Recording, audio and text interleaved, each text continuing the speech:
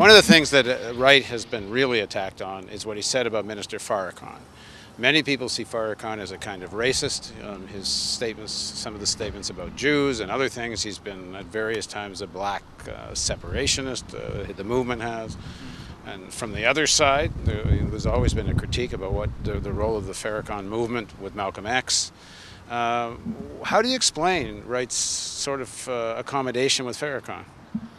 Well, we're standing on the south side of Chicago, and here we have a lot of conditions as far as jobs, unemployment, public school, health, transportation, subprime mortgage, obviously disproportionately affecting negatively black communities. And so what happens in those sort of depressed but hopeful communities, the black communities of America, all types of institutions and people and organizations come up to take on those issues. And so historically, what the Nation of Islam has been known for is to really go into a lot of the prisons and deal with a lot of black men and also black women, and then provide jobs, detoxify them when they come out, and then also help them, this is sort of a patriarchal thing, but also helps them to deal with the family, stable there, bring in income. So that's their presence in the black communities of America, Farrakhans and the Nation of Islam. And then you have black churches like Trinity who are concerned about personal healing, but also about social justice and serving the community. And so you have these two different forces, the Nations of Islam and the Trinities of the south side of Chicago, working on similar issues. And so people run into each other. But the message from Trinity is one of forgiveness and love and tolerance, and that's certainly not what people usually consider the Nation of Islam's message. When he was asked that question, I think at the National Press Club, he didn't try to, there was no critique, no differentiation. Is it simply because it's considered a contradiction within the family and you don't talk outside in terms of your criticism? But why not have a more frank statement about it? Yeah, I think that maybe that's the political part of Wright coming out, saying that he doesn't want to get into a situation where he and his church or the churches that he represents in the black community are pitted against Farrakhan. I think that's probably, it's political, but also, it is the love, forgiveness piece too. It's so religious and political. Yeah, he's not going to, in a national press conference, which has America and the world watching, not going to talk about how he's against or critique or distance himself from Farrakhan, because he probably sees that as not the proper stage. Now, in the pulpit, inside the family, he's talked about, okay, how did our ancestors get over in slavery? How did our people get through segregation? How did Big Mama, all the sort of cultural folk names and tales one uses in the black church, we got over, he says, not from Buddha, not from Farrakhan, not from the Nation of Islam, not even from Malcolm X, which is, but through Jesus and the old ship of Zion, which is a synonym for the black church.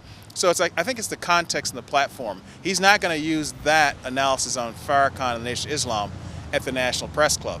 But as far as trying to explain people in his culture, his ambit, which is the pulpit, he can critique Farrakhan. And what about his position on the possibility the American government was deliberately spread or could have deliberately spread HIV/AIDS amongst African Americans? Two things. Factually, I haven't read anything that says that, and I haven't seen any references on the part of Reverend Wright, either in his speaking, preaching, or writing. But as far as people's feeling, mixed in with other facts, there's a long history from colonial times to the 20th century where medical associations in conspiracy with the government have operated on the black body, both physically and experimentally. Of course, everybody knows of the Tuskegee experiment. And I always mention this, I may have mentioned this before, there's that great book called Medical Apartheid. And it's by a person who's been a research fellow at Harvard University. It's a mainstream press. But this book looks at this issue of how black bodies have been experimented on since 13 colonies up to in the 20th century. And she mentions HIV/AIDS not as a definitive thing, but she has the documentation, because she's a scholar, to provide the evidence on this feeling that a lot of black folk have that can't trust the government when it comes to the healing and health of the black body. When I lived in Manhattan for 11 years, was a whole program of sterilizing African American women and Puerto Rican American women. It's a huge demonstration. So HIV/AIDS, factually, I have never seen any facts or reference, but there's this other fact in the historical memory of these black bodies, which now constitute the black community, of this discrepancy between the Hippocratic code of the doctors in the medical profession and the white supremacist code on the black body. In Reverend Wright's recent comments, the defense of the church seemed to quite trump any consequences this might have on the Obama candidacy. Certainly for the Obama candidacy, it wouldn't better if he hadn't said anything. The congregation seems to be able to live with both of this, that it was the right thing to defend the church, and it's the right thing to defend Obama. But there is a contradiction there. Wright seems to have, to some extent, damaged the candidacy. Wright clearly had to have this in mind himself when he said these things. He knew this was going to have enormous consequences. Not necessarily.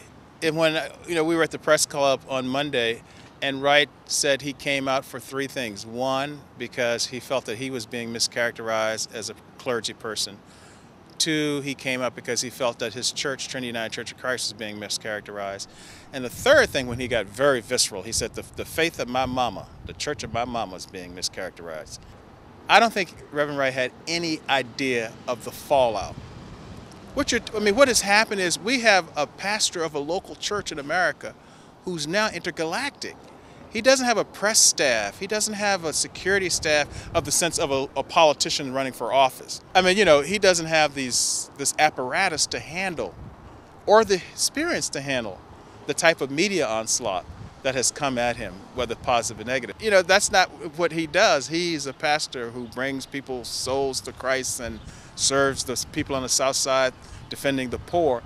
And now all of a sudden he's got, a situation where he can't even walk around.